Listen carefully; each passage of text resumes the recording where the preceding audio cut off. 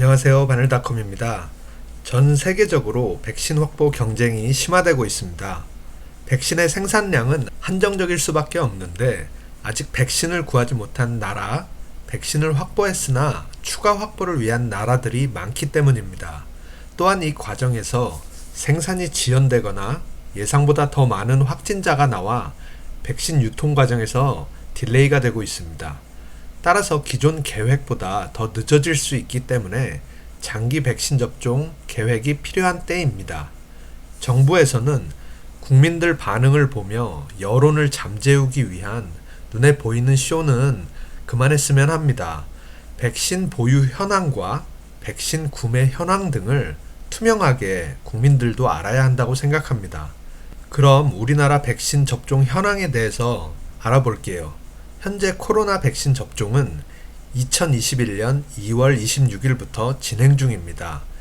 현재 기준 1회차 접종 137만 9,653명이 접종을 하였고 2회차는 6만 571명이 접종하였습니다.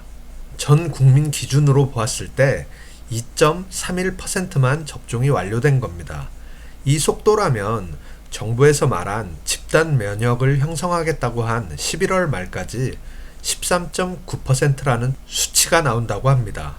애초에 집단 면역 한다는 말은 불가능하다는 거죠. 접종 속도가 느린 것도 문제지만 백신의 보유량이 턱없이 적다는 것도 문제입니다.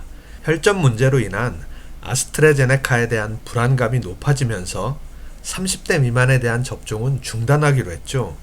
그럼 30대 미만 사람들이 맞을 대체 백신은 아직 마련하지 못한 상태라는 겁니다. 선구매 계약한 얀센 백신 600만 명분이 들어올 예정이지만 현재 미국 내에선 얀센 백신 혈전 문제로 사용이 중단되어 접종에 대한 어려움이 있겠죠.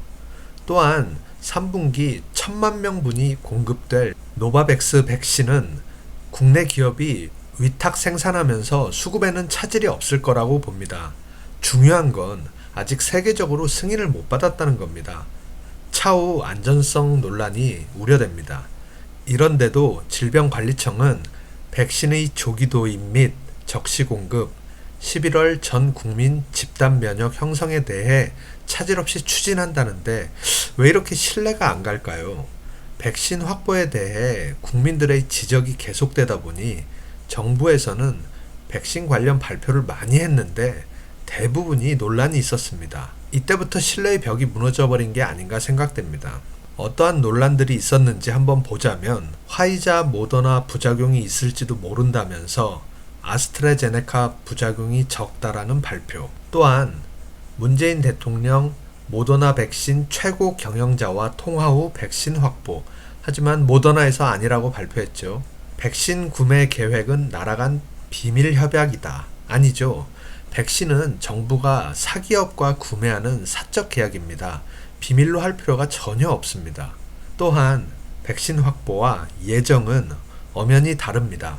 정부에서는 백신 확보로 발표를 하지만 대부분 예정으로 나와 이 부분에서도 논란이 있었습니다. 또한 백신 대테러 모의 훈련, 백신 호송 관련 훈련, 아스트라제네카 혈전 관련 등 오락가락하는 통에 골든타임을 놓친 것이 아닌가 생각됩니다.